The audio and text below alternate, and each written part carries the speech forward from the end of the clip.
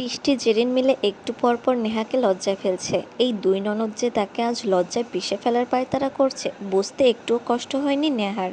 কি বিপদ, এদের ভাই এক নির্লজ্জ, আর এরা তো আরও বেশি।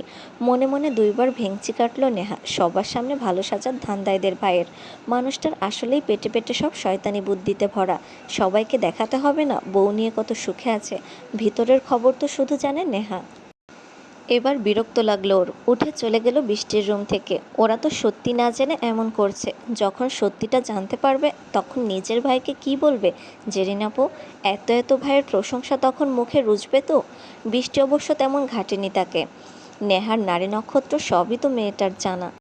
যেহেতু কলেজে ক্লাস হয় না তেমন, বাড়িতে বসে পড়বে ভেবেছে। বৃষ্টি নেহা যতই দুষ্টুমি করুক, পড়াশোনাতে মোটামুটি ভালোই দুজন। নেহা রুমে এসে বসলো জানালার পাশে। রুমে আসলো বৃষ্টিও। জানিস কিছু? নেহা ভ্রুযুগল বাঁকালো কিঞ্চিত, ইশারায় জানতে চাইল কি। টয়া অপু আসবে আজ। বৃষ্টি কথাটা বলে চুপসে গেল, যেন বড়সড় একটা বোমা ফাটার অপেক্ষায় আছে। কিন্তু না, নেহা প্রতিক্রিয়া করলো না তেমন। ছোট করে বলল, ও ভালো তো, তোর খালাতো বোন তার নিজের খালার বাসায় আসতেই পারে। কাল তো খুব হম্বিতম্বি করছিলি, আমার ভাই যদি তোর না হয় তো অন্য কারো হতে দিবি না, দরকার পড়লে ওই সবগুলো মেয়েকে তুই গুম করে দিবি। যদি সে আমার ভাই না হতো আর পরিবারের মানুষ তাকে ভালো না বাসতো, তো তুই আগে আমার ভাইকে মারতি, পরে নিজেকে। এখন যে একটা সুপার গ্লু টাইপ আমার ভাইয়ের সাথে সারাক্ষণ চিপকা চিপকি করা মেয়ে আসতেছে, কি করে থামাবি টয়াপুকে? থামাবো না। হেয়ালি করবি না নেহা, তোর নীরব কথাবার্তা আমার সব সময়ের মতোই পছন্দ না। কোনো মানুষকে জোর করে আটকে রাখা যায় না বৃষ্টি, আর না নিজের করে পাওয়া যায়। তোর ভাই যদি সত্যি আমার হতো তো আমি টয়া আপুকে কোনো সুযোগই দিতাম না, কিন্তু তোর ভাই তো আমার না, অন্য কারো। যতই নিজেকে বুঝ দেওয়ার জন্য রাগ দেখাই না কেন, দিন শেষে আমিও বিশ্বাস করি জোর করে ভালোবাসা পাওয়া যায় না। কারো গুরুত্ব, সময়, মনোযোগ আকর্ষণ করা যায় না। টয়া আপু যথেষ্ট ভালো মানুষ, আমি এটাও জানি তিনি নিখিল ভাইকে পছন্দ করেন। পছন্দের মানুষের কাছে অপর ব্যক্তি কিছুটা ছ্যাবলামি করেই থাকে, এতে তাকে খারাপ বলার আমার কোনো রাইট নেই। বড়দের মতো কথা বলছিস যে, কি হয়েছে বল আমাকে, মন খারাপ তোর? পড়তে বসা উচিত আমাদের। কথা এড়িয়ে যাবি না, আমি জানি টয়াপুকে তুই সহ্য করতে পারিস না, কিন্তু কি আর করার, কেউ আসতে চাইলে তো তাকে মুখের ওপর না করা যায় না। আমি বলি কি, টয়াপু বেশি বাড়াবাড়ি করার আগে তুইই বলে দিবি যে নিখিল ভাইয়া তোর হাজব্যান্ড, দেখবি আর কোনো নাটক করবে না এই মেয়ে। যখনই দেখি ভাইয়ার গলায় ঝুলে পড়ে, বিরক্তকর মেয়ে মানুষ। যে বিয়ে করেছে সেই তো বিয়ের কথা কাউকে জানাতে চায় না, আমি বাবা আগ বাড়িয়ে বলে চর খেতে চাই না। দুপুরের আগেই টয়া এসে হাজির হয়েছে বাড়িতে। বৃষ্টি আর নেহা পড়তে বসায়, তাদেরকে ডাকতে মানা করে দেয় হামিদা বেগম। হামিদা বেগমের বোনের মেয়ে আসায় বাড়িতে আয়োজনের কমতি নেই। একটা মানুষ এত খেতে পারবে না জেনেও টেবিল ভর্তি করে ফেলেছেন তিন যা মিলে। সেতারা বেগমও বেশ খুশি। টয়া মেয়েটার রূপের সাথে গুণটাও নজর কাড়া। মেয়েটার রান্নার হাত অসাধারণ।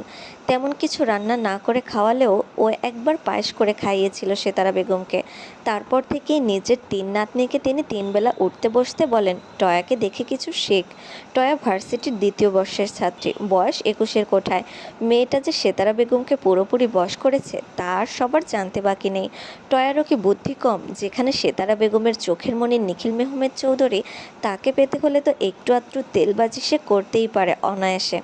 টয়া এসেই প্রথমে ঢুকলো সেতারা বেগমের ঘরে, হেসে গিয়ে বলল, কেমন আছো নানু? তোমাকে দেখতে চলে আসলাম আবারও। ভার্সিটিতে কিছুদিন ছুটি পেয়েছি, ভাবলাম তোমাকে এসে একটু দেখে যাই। সেতারা হাসলেন, তা ভালো করেছিস বোন, এবার যা গিয়ে হাত মুখ ধুয়ে নে, এতটা পথ এসে নিশ্চয়ই তুই ক্লান্ত। টয়া বাধ্য মেয়ের মতো বের হয়ে গেল। গেস্ট রুমটা নিচতলায়, তবুও টয়া সেখানে থাকবে না। সে তার খালামণিকে ঠিক বুঝিয়ে জেরিনের রুমে থাকার বন্দোবস্ত করে ফেলেছে। করবেই বা না কেন? জেরিনের ঠিক সামনের রুমটা নিখিলের। দরজা থেকেই রুমের ভিতরের বেশিরভাগ অংশ দৃশ্যমান হয়। নিখিলকে সকাল সন্ধ্যা দেখার লোভটা কিছুতেই দমাতে পারেনি টয়া। বৃষ্টি আর নেহার রুম শেয়ার করার অভ্যাস নেই, যদি তারা দুই বান্ধবী একসাথে থাকার হয় তো অন্য ভিন্ন কথা। দুপুরে বাসায় আসে না নিখিল, অফিসেই খাবার খায়, কিন্তু আজ সে অনেকটা দৌড়ের উপরই যেন এসেছে অফিস থেকে। শাহ আলম চৌধুরী আসেন রোজই, তার বাকি দুই ভাই আবার কাজের পোকা, যেমন হয়েছে তার ছেলেটা। টেবিলে খাবার সাজাচ্ছিলেন তাহমিদা, হাতে হাতে এগিয়ে দিচ্ছেন সাহারা।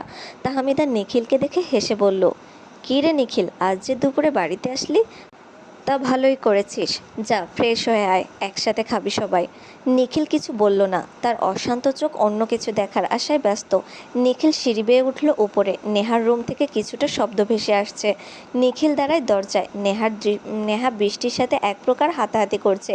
বৃষ্টি হাসছে আর বলছে, ভালোই হয়েছে, তোর আর লেখার ঝামেলা নেই। বরং এক কাজ কর, গিয়ে ঘুমা সারাদিন। পরীক্ষায় তোর খাতাটা একটা টুয়ের বাচ্চাকে দিয়ে লিখিয়ে নিস। নেহা রেগে বলছে, মজা নিবি না বৃষ্টি, তুই বের হ আমার রুম থেকে, সামনে আসবি না 2 দিন। 2 মিনিট হলেও কথাটা রাখতে পারি আমি, বলেই হো হা করে হাসলো। নেহা মনোযোগ দিল টেস্ট পেপারের ওপর। লিখতে পারছে না দেখে বাংলা আর জীববিজ্ঞানের এমসিকিউ সলভ করছে সে। সেই থেকে বৃষ্টি পদার্থের অঙ্ক করছে আর মাঝে মধ্যে নেহাকে খোঁচা মারছে। নেহা বৃষ্টি একসাথে বাহিরে তাকায় শব্দ শুনে। টয়া আর একটুর জন্য নিখিলের ওপর পড়েনি। টয়াকে দৌড়ে আসতে দেখে নিখিল 2 পা পিছিয়ে গিয়েছিল। টয়ার মুখটা খুশিতে জ্বলজ্বল করছে, মুখে হাসি ঝুলিয়ে রেখেছে। রসিয়ে রসিয়ে নিখিলের উদ্দেশ্যে বলল, কেমন আছেন নিখিল? নিখিল ভ্রুজোড়া বাঁকালো, একটা রামধমক মেরে বলল, নিখিল কেমন কথা টয়া, আমি তোমার থেকে বয়সে বড়। বড়দেরকে কেউ নাম ধরে ডাকে? ন্যূনতম কমন সেন্স নেই তোমার? নিখিল ভাইয়া ডাকবে, বুঝছো? টয়ার ফানুসের মতো ফোলা মুখটায় কেউ যেন আলপিনের বড়সড় খোঁচাটা মেরেছে। ভোঁতা মুখে টয়া ওপর নিচ মাথা নাড়ালো। নেহার রুমের দরজাটা হাট করে খোলা। দুজনই সব ঘটনা দেখলো পুরোপুরি। বৃষ্টি মুখ চেপে হাসা শুরু করে দিয়েছে। কিন্তু নেহা, সে তো রাগে দুঃখে নিখিলের দিকে তাকিয়ে আছে। সারা জীবন তো বাড়িতে আসে না, আজকে টয়া আসায় দুপুরে বাড়িতে চলে এসেছে। কাজপ্রেমী মানুষের কাছ থেকেও বেশি গুরুত্বপূর্ণ এই টয়া অভিমানী কিশোরী মনে যেন ঢুকে পড়ল তীক্ষ্ণ সরু যন্ত্রণার তীর। নেহা এতক্ষণ নিখিলের দিকে তাকিয়ে থাকলেও এবার চোখ ফিরিয়ে নিল, বইয়ের দিকে মনোযোগ দেওয়ার ভান করলো। চোখের জল এত অবাধ্য কেন? যে মানুষের কাছে তার উপস্থিতি অস্তিত্বের কোনো মূল্য নেই, সে মানুষটা কি দিবে চোখের জল বা অনুভূতির মূল্য? তবু কেন বেহায়া মন বারবার অনুরাগী হয়? কোথাও না কোথাও ছোট্ট ছোট্ট আশার কিরণ দেখায়। মাথা নিচের দিকে ঝুঁকিয়ে বইয়ের উপরে শুয়ে পড়ল নেহা। বৃষ্টি এবার দৃষ্টি রাখলো নেহার নেতিয়ে পড়া মুখের দিকে। নিখিল তাকালো সামনের দিকে। নেহাকে শুয়ে থাকতে দেখে বলল, এই তোদের পড়াশোনা? 2জন 2 রুমে পড়তে বসবি কাল থেকে। আসার পর তো দেখলাম পড়িস কম, গল্প করিস বেশি। আর বৃষ্টি, ওই অলসটার আবার কি হয়েছে? এরকম ঝিমানি মুরগির মতো বই খাতার উপর শুয়ে পড়ছে কেন? খাটে কি জায়গার অভাব পড়ছে নাকি? খাবার খেয়ে ঔষধ খেতে বল, মরার মতো পড়ে থাকলেও ওর এসব নাটক দেখতে কেউ আসবে না। নেহা চট করে মাথা উঠিয়ে ফেলে। কি বলল লোকটা, সে নাটক করে? নেহা মাথা ঘুরিয়ে দেখার আগে রাগে গটগট করতে করতে নিখিল সেখান থেকে চলে যায়। বৃষ্টি থতমত খায় ভাইয়ের রাগ দেখে। হঠাৎ রেগে গেল কেন? নেহার চোখ লাল হয়ে গেছে, কান্না আটকে রেখেছে মেয়েটা, যার ফলস্বরূপ চোখে ফুটে উঠেছে তার ছাপ। নিখিল রুমে যাওয়ার কিছুক্ষণের মধ্যে মিহির এসে হাজির। বৃষ্টি রুম থেকে বের হয়েই মিহিরের সাথে খেয়েছে এক ধাক্কা। বিরক্ত নিয়ে বলে উঠল, চোখের মাথা খেয়ে কে হাঁটাচলা শুরু করে দিয়েছে বাড়িতে? মিহির পকেটে হাত গুজে বলে ওঠে, আপনার জামাই, যাকে আপনি গত 20 ঘন্টা ধরে ব্লক লিস্টে রেখে নিদারুণ যন্ত্রণা দিচ্ছেন। বৃষ্টি মিহিরকে দেখে যেন আরও রাগলো। পাশ কাটিয়ে চলে যেতে নিলেই মিহির হাত চেপে ধরল। আমার উপর রাগ দেখাচ্ছ কেন মেঘবালিকা? ছি ছি, কী বলছেন মিহির ভাইয়া? আমার মতো নির্বোধ কিশোরী কী করে আপনার উপর রাগ দেখাবে? তার কি এত সাধ্য আছে নাকি? সে তো অতি সাধারণ মেয়ে মাত্র। হোক অতি সাধারণ, কিন্তু আমার কাছে সে সবচেয়ে বেশি মূল্যবান, সবার চেয়ে বেশি গুরুত্বপূর্ণ। আমাকে এত গুরুত্বপূর্ণ ভাবতে কে বলেছে আপনাকে ভাইয়া? বারবার ভাইয়া ডেকে এই অধম প্রেমিকের আর জ্বালা বাড়িয়ে দিও না জান। আজকে থেকে আপনি আর ফেসবুকে ছবি আপলোড করবেন না, খবরদার। তুমি বললে ফোন চালানো ছেড়ে দিব। নাটক কম করেন তো, ছবি আপলোড দেন, সাথে আবার মেয়েদের কমেন্টে গিয়ে লাভ ইমোজি যুক্ত রিপ্লাই মেরে রেখে দিব আমি আপনাকে। বৃষ্টি কিছুটা এগিয়ে এসে মিহিরের কলারে আলতো হাতে চেপে ধরে বলে, শুনুন মিস্টার মাইতুন মিহির আহমেদ, যদি আর কোনো দিন অন্য কোনো মেয়ের ছায়ার পাশেও আমি আপনাকে দেখি, তো একদম খুন করে ফেলে রাখবো। আপনি আমার মানে আমারই, বুঝছেন? মিহির হাসল। এই ছোট্ট তরুণী যে তাকে পুরোদমে হেলিয়ে ফেলতে সক্ষম তা তার জানা আছে। ঠিকই ব্লক করে তাকে টেনে নিজের বাড়ি এনে হাজির করেছে। সেও কি না এসে পারবে? প্রেমিকের মন যে অশান্ত হাওয়ার ন্যায়, শান্ত হওয়ার জন্য তো বৃষ্টির দেখা পেতেই হয়। তাহমিদা বেগমের কণ্ঠ শুনেই বৃষ্টি ফট করে মিহিরকে ছেড়ে কেটে পড়েছে। তাহমিদা এসে মিহিরকে দেখে হেসে বলল, মিহির যে, তা বাপ, আজ সূর্য কোন দিক দিয়ে উঠল? তোরা 2 মানিক রতন বাড়িতে পায়ের ধুলো দিলি। আর বলো না তো চাচি, তোমার ছেলেটা পুরো বেখেয়ালি। অফিস থেকে আসবে, একবার জানাবে না আমাকে? ফাইলগুলো কোথায় রেখে এসেছে কে জানে।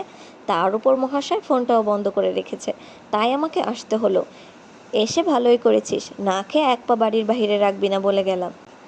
নিখিল শাওয়ার নিয়ে এসে খাটে বসলো। টয়াকে দেখে তার বিরক্তির পরিমাণ বেড়েছে। এখন তাকে বউ ছাড়া থাকতে হবে ভেবেই দম বন্ধ হয়ে আসছে। এই মেয়ে এমনিতেই পালায় পালায় করে, এখন তো ভুলেও আসবে না। আবার যদি নিখিল মুখ দিয়ে একবার বলে যে যতদিন টয়া থাকবে ততদিন রুমে আসবি না বলেও, কোন দিক সামলাবে বুঝতে পারছে না নিখিল। রাগে নিজের চুল টেনে ধরলো। মিহির নিবে তাও অনুমতি? দরজা ধাক্কা দিয়ে রুমে ঢুকে পড়ল, এসেই শটান হয়ে শুয়ে পড়ল খাটে। নিখিল চোখ বন্ধ করে রেখেই বলল, তুইও এসেছিস দেখছি, আবার লেগেছিস আমার বোনটার সাথে। আমি কিছু করিনি, আপনার মহান বোন নাকে দড়ি দিয়ে ঘোরাচ্ছে আমাকে।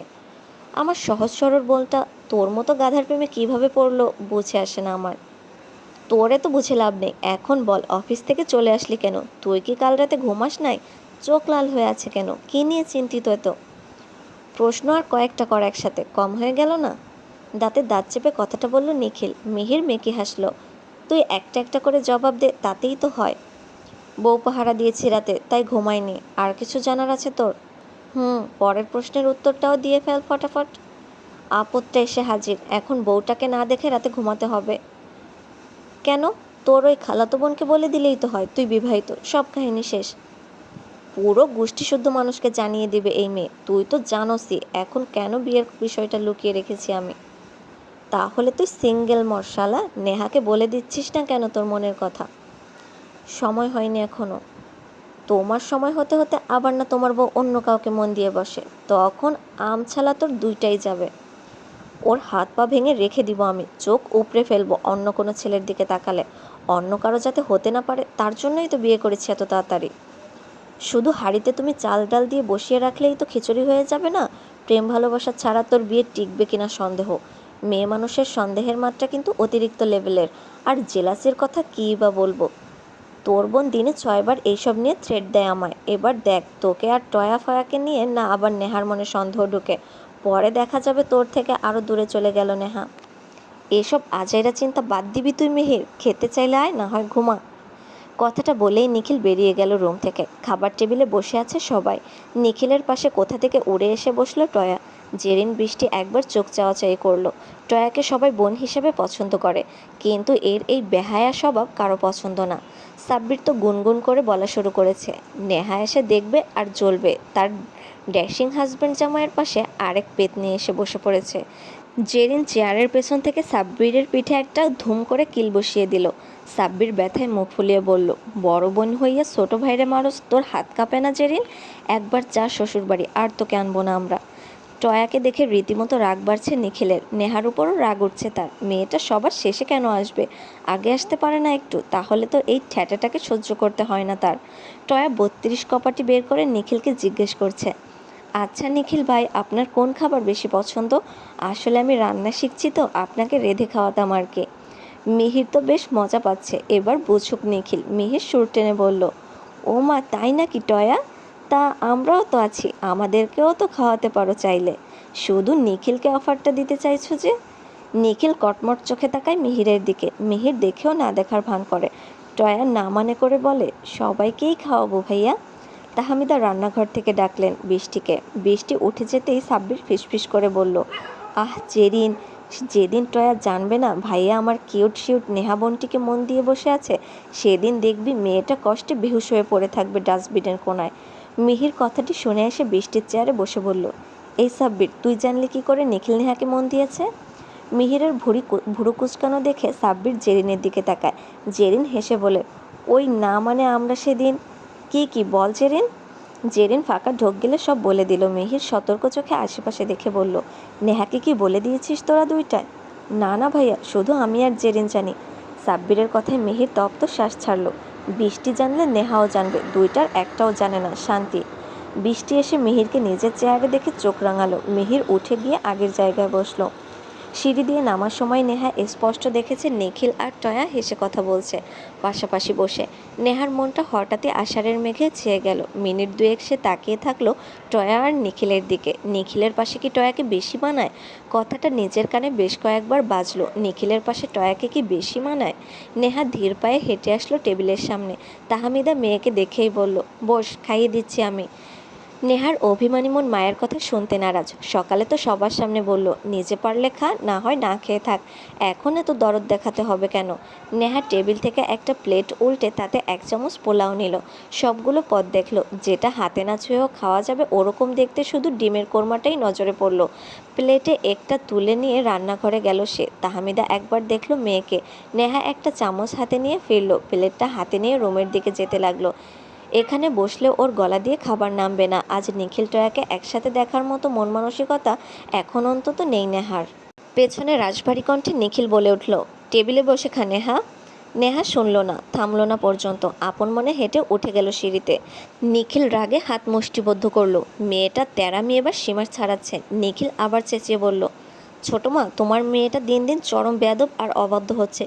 বড়দের কথা অমান্য করে কোন সাহসে?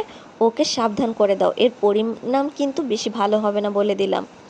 নেহা শেষ সিঁড়িতে উঠল, কথাটা পুরোটা শুনেও থামেনি। রুমে ঢুকে শব্দ করে দরজা আটকে দিয়েছে। নিখিল টেবিল ছেড়ে ওঠার পর্বেই তাহমিদা এসে বললেন, না খেয়ে উঠবি না নিখিল?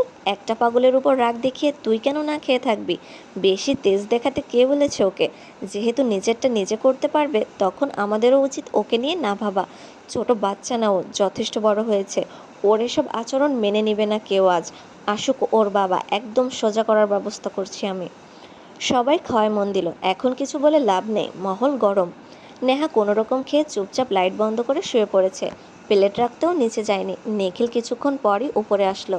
নেহার রুম লক করা দেখেই মেজাজ বিগড়ে গেল ওর। মিহির পেছনে এসে দাঁড়ালো। মিহির, ওকে দরজাটা খুলতে বল একবার, চড় মেরে ঠিক করে দিব। বেয়াদব আমাকে তেজ দেখায়। মিহির বিরক্ত নিয়ে বলল, একদম ঠিক করেছে, ওর জায়গায় আমি থাকলে আরও বেশি কিছু করতাম। এই নিখিল, একটা কথা বলতো আমায়, তুই কি একটু ভালো করে কথা বলতে পারিস না ওর সাথে? তখন ওরকম ষাঁড়ের মতো ডাকছিলি কেন? আবার কী করলি? চাচির কাছে মেয়েটাকে বকাও খাওয়ালি। এরকম করতে থাকলে না দেখবি একদিন ঠিকই নেহা তোকে রেখে অন্য কাউকে বিয়ে করে নিবে। নিখিল রাগে তরতর করে কাঁপছে, চোখ মুখ লাল হয়ে এসেছে। আর কোনোদিন যদি এই কথা মুখেও আনিস বেশি ভালো হবে না মিহির। তাহলে ওর সাথে ভালো আচরণ কর, মিষ্টি করে কথা বলতে শিখ। টয়া হেলে দুলে চলে এসেছে নিখিল মিহিরের কাছে। পেছনে বৃষ্টি, জেরিন, সাব্বির আর রোপ। টয়া বলল, নিখিল ভাই চলুন না, আমরা সবাই মিলে এখন গল্প করি। মিহির মনে মনে বলল, এই মেয়েটার মুখটা কি কিছুক্ষণ বন্ধ রাখতে পারে না নাকি? নিখিল রুমে যাওয়ার জন্য পা বাড়ালেন। মিহিরের উদ্দেশ্যে বলল, আমি এখন অফিস যাব, তুইও যাবি? অপেক্ষা কর, আমি আসছি। মিহির অবাক হয়ে বলল, তুই তো বলেছিলি আজ আর যাবি না, তাহলে এখন? নিখিল কোনো উত্তর দিল না। বৃষ্টি নেহার রুম লক করা দেখে চুপচাপ নিজের ঘরে গিয়ে বসলো। জেরিন রুমে যাওয়ার সময় টয়াকে বলল, তুই দাঁড়িয়ে আছিস কেন, রুমে চল। সন্ধ্যায় ঘুম ভেঙেছে নেহার। দুপুরে ঔষধ খেতে ভুলে গেছে সে। হাত ব্যথায় টনটন করছে এখন। মনে মনে একবার প্রমিসও করেছে, আর কারো উপর রাগ দেখিয়ে হাত কাটার মতো ভুল করবে না। রাতে পড়া শেষ করে সোফায় বসে হাত পা ছড়িয়ে টিভি দেখতে বসেছে নেহা। থ্রিলার মুভি দেখছে, রহস্য টানটান মুহূর্ত। কে আসলো কে গেল এত কিছু দেখার দরকার নেই ওর। সোফার পাশের টেবিলে একটা ডার্ক চকলেট রাখলো কেউ। টেবিলটা সামনেই ছিল। কাগজের খচমচে শব্দে না চাইতেও নেহার মনোযোগ সেদিকে গেল। প্রায় সময় নেহার জন্য চকলেট আনে শাহ আলম চৌধুরী। নেহা ভেবেছে আজও তাই। সামনে থাকা ব্যক্তিকে না দেখেই হাত বাড়িয়ে চকলেটটা যেই না নিতে যাবে, কেউ এসে ছো মেরে চকলেটটা নিয়ে নিল।